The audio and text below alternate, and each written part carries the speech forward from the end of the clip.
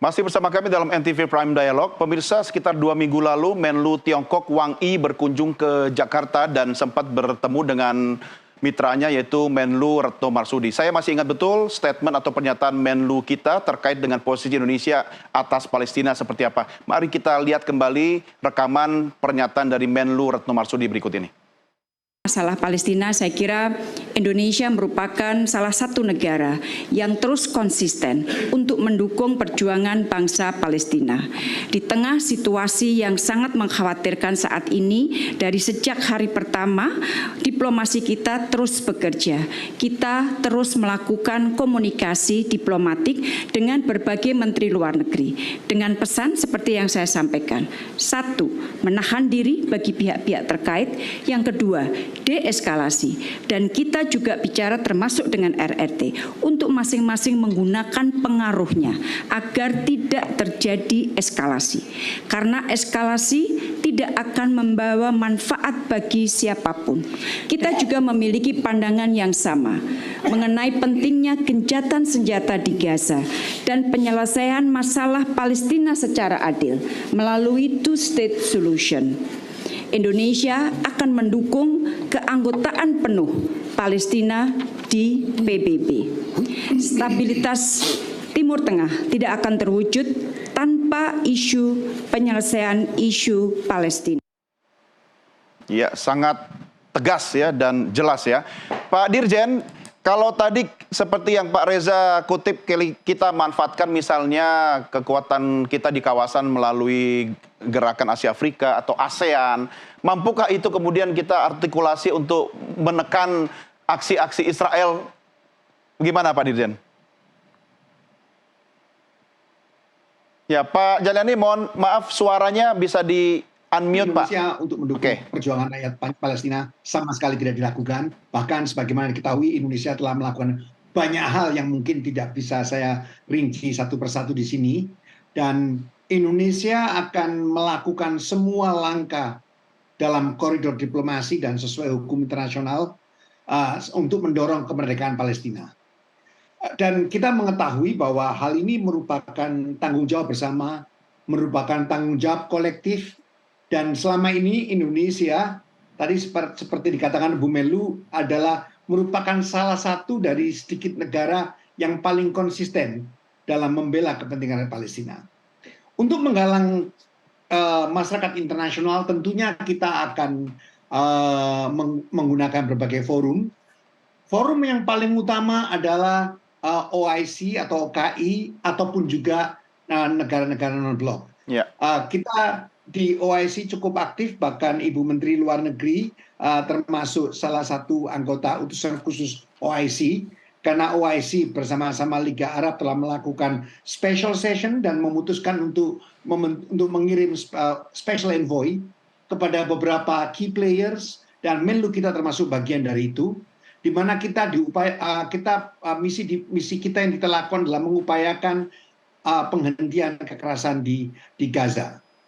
Kita tahu bahwa saat ini di OIC, ini Ibu Menlu dalam perjalanan kembali, teman-teman semuanya. Yeah. Karena KTT OIC baru saja selesai di Banjul, di Gambia, di mana dalam pertemuan tersebut Indonesia menegaskan sekali lagi pokok atau posisi utama yang kita sampaikan. Pertama, kita menghendaki agar segala bentuk kekerasan, gencatan senjata secara permanen dapat diwujudkan, dan kemudian kedua, penyaluran humanitarian assistance tanpa hambatan dapat dilakukan. Kita memerlukan akses yang cukup memadai, dan yang terakhir adalah bagaimana kita mendorong agar resumption dimulainya kembali pembicaraan perdamaian guna menuju terwujudnya two-state solution.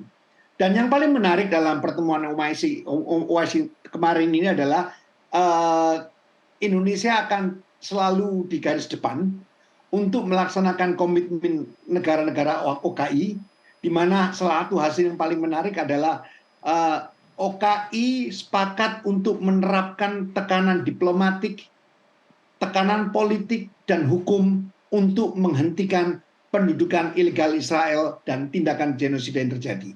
Ini yang perkembangan terakhir atau kabar terbaru yang dapat kami sampaikan begitu. Terima kasih.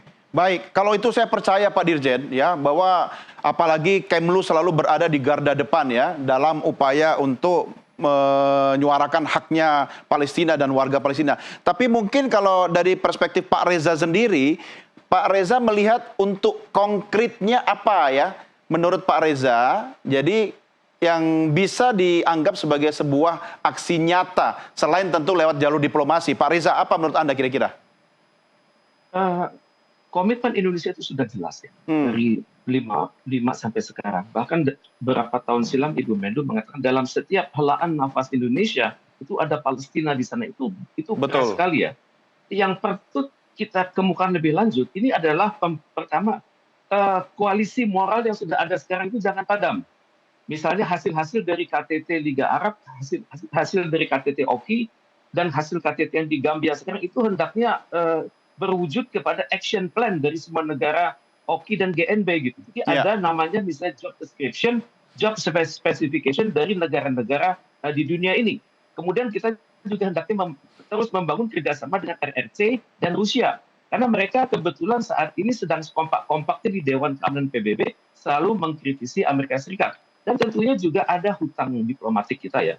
Tahun 1985 kita pernah membuat suatu conference di Jakarta namanya Conference of Minister of Information of Non-Aligned Countries, itu atau COMINEC. Sampai sekarang negara-negara GNB belum memiliki kantor berita yang benar-benar solid, yang benar-benar independen. Sehingga dengan demikian cara berpikir anggota GNB itu berasal dari diri mereka sendiri, bukannya mereka mengamplifier statement-statement yang ada dari Gedung Putih.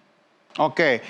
Saya ke Pak Mustafa. Pak Mustafa, selain melalui jalur diplomasi, menurut Anda, apakah ada upaya lain yang bisa dilakukan mungkin lewat jalur non-formal atau melalui komunitas, masyarakat, ke penetrasi budaya atau apa kira-kira yang bisa dilakukan untuk menekan aksi Israel tersebut, Pak Mustafa? Ya, sejauh pengamatan saya, seperti di awal disinggung oleh Pak Tengku, ya, bahwa dalam suatu peperangan, ya, peperangan dan pertempuran itu beda. Boleh menang dalam pertempuran, tapi bisa jadi kalah dalam peperangan. Apa yang terjadi di jalur Gaza sekarang? Ya, sejauh pengamatan saya, boleh saja pengamatan persepsi saya itu salah, ya.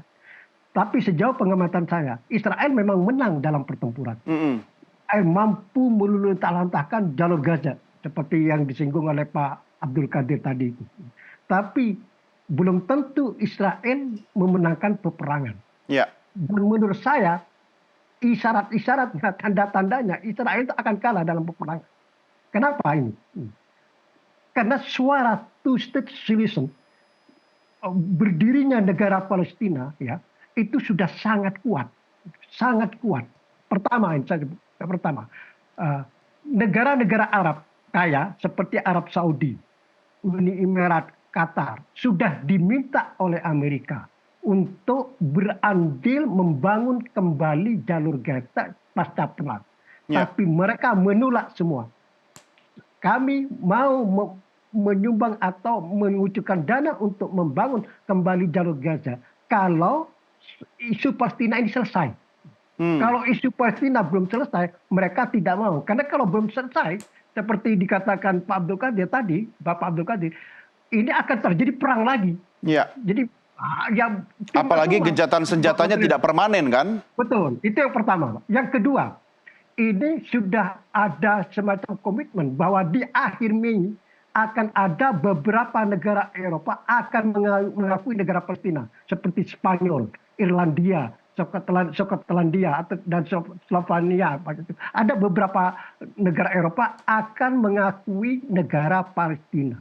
Dan gerakan ini, ya, gerakan hati nurani ini, gerakan diplomasi ini, gerakan moral ini, kalau nanti digerakkan bersama-sama dengan OIC tadi, Liga Arab, PBB, OKI, kemudian China dan Rusia, ini akhirnya Israel akan terjepit dalam posisi terpojok nanti. Berarti gerakan moral ini bisa memicu gelombang yang lebih besar, lebih kuat daripada aktivitas politik begitu ya, Pak Mustafa ya? Betul. Dan Amerika Serikat sendiri sudah mendukung berdirinya negara Palestina ini sudah merupakan keniscayaan. Karena tanpa ada berdirinya negara Palestina, perang ini akan terulang terus. Iya, Itulah. saya masih Memang- ingat ya, zaman saya masih pakai celana pendek, saya nonton televisi, pemimpin PLO Yasser Arafat memproklamirkan kemerdekaan Palestina. Tapi sampai detik ini, itu ternyata belum bisa kita wujudkan. Nah, itu harapan kita bersama. Baik, Bapak-Bapak, kita lanjutkan diskusi kita di segmen berikutnya. Kita rehat sejenak, pemirsa. Kami segera kembali sesaat lagi.